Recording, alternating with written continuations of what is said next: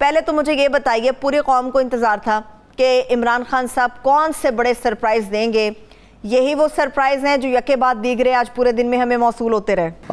तो ये सरवत जो सरप्राइज आज दिया है, इस तरह के कई सरप्राइजेस जो हैं आगे आने वाले दिनों में इंशाल्लाह ताला, ये 5-6 दिन आपके सामने मंडे तक ये मामला चलने हैं और आप देख ही रहे हैं रोज सिचुएशन चेंज हो रही है। और ख़ास तौर पे आपने प्रेस कॉन्फ्रेंस में भी देखा, अपोजिशन के रहनुमा उनके साथ बाप के 4 MNAs जाने के बावजूद जिस तरह एक सियासी यतीमों का मैं कहूँगा टोला लग रहा था, कोई खुशी नहीं थी चेहरे पे, लटके हुए चेहरे थे। अगर ये वाकई समझते हैं प्राइम मिनिस्टर इमरान खान की हुकूमत गिराने जा रहे हैं तो इनके अंदर वो एतमाद, वो खुद एतमादी इनके चेहरों पे नजर आनी चाहिए। टॉक करना, बात करना, मुस्लिम लीग क्यू के हवाले से, PMLN क्यू के हवाले से किस तरह पेशीनगोइयाँ की जा रही थी, जी हमारे साथ हैं, और सारा एक दावे किए जा रहे थे। और आज आपने देखा चौधरी परवेज़ लाई साहब, मुस्लिम लीग काफ और अभी हमारी जो टीम है हुकूमती वो MQM के साथ मिल रही है। और मेरा ख्याल हो सकता है आपके प्रोग्राम में ब्रेकिंग न्यूज़ चल जाए। तो मकसद ये है कि चीज़ें बेहतरी की तरफ जा रही हैं। और जो ये दावे कर रहे थे कि जी इत्तेहादी भी हमारे साथ हैं और कुछ MNAs भी इनके हमारे साथ हैं, 172 अरकान तो इन्होंने पूरे करने हैं। तरीके अदम एतमाद की कामयाबी या नाकामी अभी अपोजिशन के हाथ में है। और दूसरी तरफ इसमें कोई शक नहीं कि फैसला कौन वोट अब MQM के हाथ में है। MQM हुकूमत के साथ जाने का फैसला करती है, जो कि इंशाल्लाह ताला करेगी। तो उसके बाद मैं समझता हूँ गेम इज़ ओवर।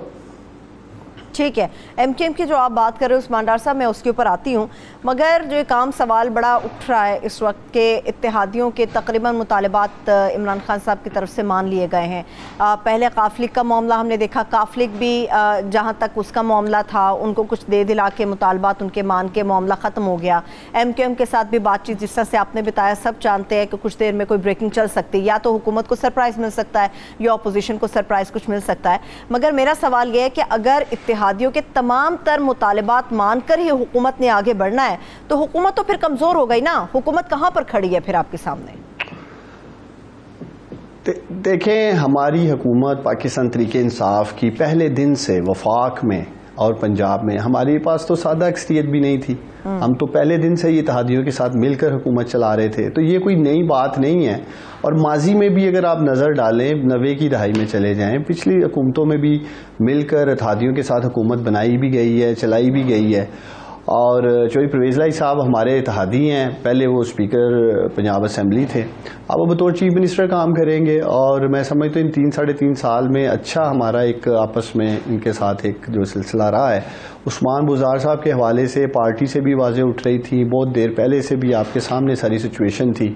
और हमारे जो कुछ पार्टी अरकान नाराज़ थे, नाला थे, जैसे जहांगीर तरीन ग्रुप की बात की जाती है। और आपने देखा कि आज मैं देख रहा था मीडिया पे रिपोर्ट किया जा रहा था कि जहांगीर तरीन ग्रुप के भी जो MPAs हैं वो जो परवेज़ लाई साहब को कंसिडर कर रहे हैं। इसी तरह मुस्लिम लीग नून का जो मनहरफ मैं कहूँगा अरकान थे, वो भी उनके जो बागी अरकान हैं 15-20 के करीब, वो भी चौधरी परवेज़ लाई साहब के हक़ में है।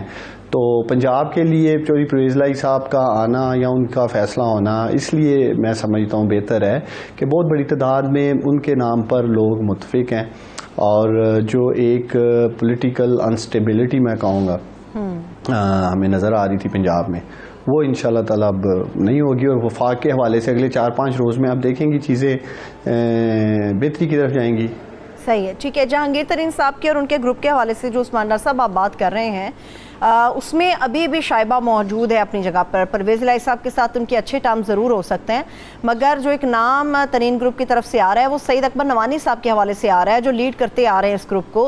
तो उनका पहले दिन से ही मुतालबा था कि उस्मान बुज़दार साहब पे तो हम इत्तेफाक नहीं करेंगे, मगर आखिरी फैसला जहांगीर तरीन साहब का होगा। तो अगर वो परवेज़ लाई साहब की हिमायत नहीं करते तो हुकूमत के पास फिर क्या ऑप्शन हैं? देखिए, बज़ाहिर मैं जो देख रहा हूँ और जो मुख्तलिफ ज़राए से हमें रिपोर्ट्स भी मिल रही हैं, जहांगीर तरीन साहब हों या उनका ग्रुप हो, वो भी चौधरी परवेज़ लाई साहब के हक़ में ही होगा। और जैसे मैंने आपको कहा है कि मुस्लिम लीग नून के भी बहुत नाराज़ अरकान चौधरी परवेज़ लाई साहब के हक़ में वोट करेंगे।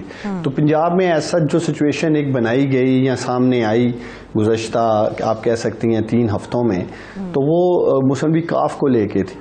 और आज वो तमाम मामला तय पा गए हैं और अब तो उनका सारी स्टेटमेंट्स मीडिया पे आ चुकी हैं मुस्लिम लीग क्यू की तरफ से। अब हमें MQM के साथ अपने जो भी उनकी शिकवे हैं वो दूर करके उनको भी साथ लेके आना है और फिर एक फैसला कुन जो मैं समझता हूँ जंग है वफाक में, जो कि बहुत बड़े बड़े दावे करते रहे हैं, बिलावल जरदारी साहब, आसफ जरदारी साहब, शहबाज शरीफ साहब, मरियम नवाज साहिबा, ये सब पूरी की पूरी अपोजिशन। मैं अभी एक निजी चैनल पे था, वहाँ बड़ी ज़बरदस्त बात की अमीनुल हक साहब ने। उन्होंने यही कहा कि अपोजिशन की तरफ देखते हैं तो डर लगता है कि वहाँ जो 10-11 जमातों का एक अचार है, जो पूरा एक मुरब्बा बना हुआ है, वहाँ वो किस तरह हुकूमत चलाएंगे, किस तरह फैसले किए जाएंगे। सदर कोई होगा, प्राइम मिनिस्टर कोई होगा, स्पीकर कोई होगा, फिर वो जो निचले मामलात हैं फैसले ही नहीं हो सकेंगे।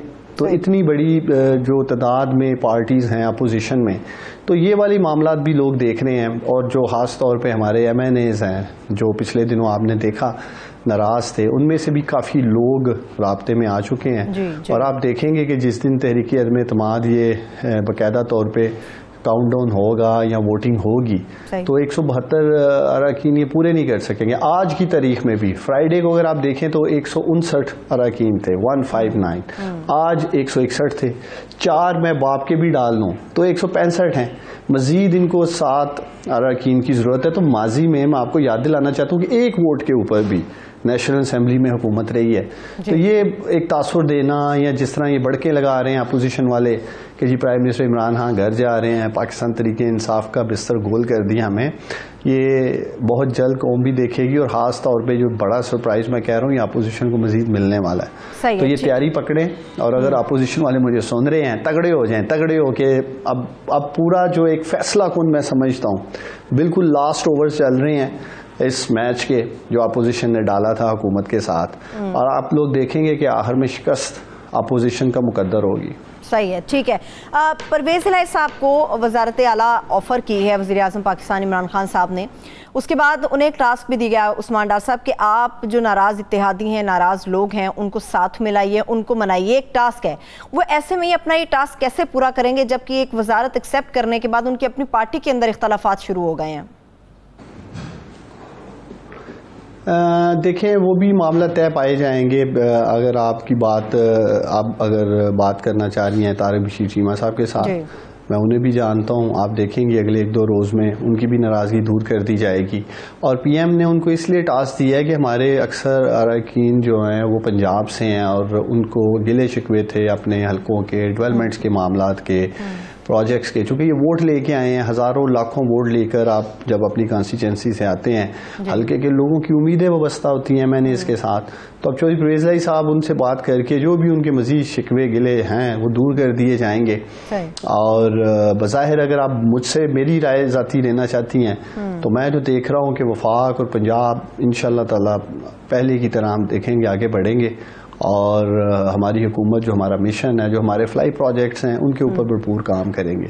अलबत्ता पाकिस्तान की अपोजिशन, जैसे मैंने आपको कहा, एक सियासी यतीमों का टोला पहले भी थी, अब भी है, आगे भी रहेगी। और मुझे रहम और तरस आ रहा है, मैं आपको सही कहूँ, इनके जो सपोर्टर्स हैं, ख़ास तौर पे वर्कर्स हैं, जो इन्होंने एक ड्रामा लगा रखा मुल्क में, और जिस तरह ये आए हैं और जिस तरह की ये टॉल क्लेम्स कर रहे थे जी कि हम हुकूमत गिरा देंगे, घर भेज देंगे। तो अब आप देखती जाएंगी अगले 24 घंटे में मज़ीद चीज़ें हुकूमत की बेहतरी की तरफ आएंगी, हुकूमत के हक़ में आएंगी। और एक जो परसेप्शन था कि शायद वाकई हुकूमत एक कमज़ोर विकेट पे खड़ी है, अगले 24 घंटे में आप इंशाअल्लाह ताला देखेंगे कि मज़ीद जो डेवलपमेंट्स हैं वो हुकूमत के हक़ में होंगी।